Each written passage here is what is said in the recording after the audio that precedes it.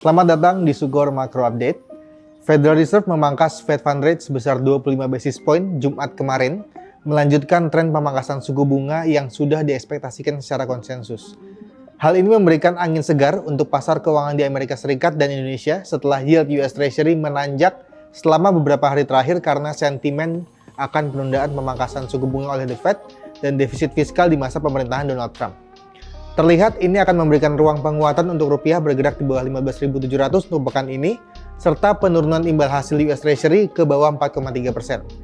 Terlihat setelah suku bunga dipangkas, rupiah langsung menguat dari 15.800 ke 15.600. Belakangan kekhawatiran muncul setelah Donald Trump memenangkan pemilu di Amerika Serikat, lebih spesifiknya perihal inflasi yang akan menanjak jika Trump mematok tarif impor untuk barang dari China dan memotong pajak yang akan meningkatkan defisit fiskal di Amerika Serikat. Jika menilik data kontribusi impor terhadap Amerika Serikat punya PDB, ini hanya di bawah 15%, dan kontribusi impor dari China terhadap total impor Amerika Serikat hanya di bawah 5%. Seharusnya dari sini inflasi akibat naiknya harga barang-barang impor dari China tidak akan menyulut inflasi secara signifikan di Amerika Serikat. Kemudian jika membandingkan rata-rata inflasi dari tiap masa kepresidenan di Amerika Serikat, inflasi di era Donald Trump termasuk salah satu yang paling rendah dengan rata-rata 1,84%. Hal ini membuktikan bahwa dampak tarif dan biaya masuk yang dinaikkan di masa Donald Trump tidak berpengaruh secara signifikan terhadap laju inflasi umum di sana. Beralih ke domestik, ekonomi Indonesia pada kuartal 3 tumbuh 4,95% dari 5,01% di kuartal 2.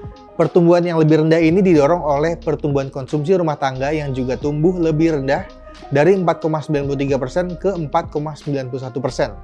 Meski ini adalah pola musiman di mana biasanya kuartal 3 mencatatkan pertumbuhan ekonomi yang lebih rendah dari kuartal sebelumnya dalam beberapa tahun terakhir, hal ini memperkuat tesis bahwa daya beli memang sedang menurun dan memiliki outlook yang lebih mengkhawatirkan ke depannya. Rata-rata pertumbuhan konsumsi rumah tangga pada periode sebelum pandemi adalah 5,05%. Sedangkan dalam 4 kuartal terakhir berturut-turut, pertumbuhannya tidak sampai 5%. Artinya, di samping ketiadaan libur panjang dan hari besar, masyarakat memang sudah mengerem konsumsinya.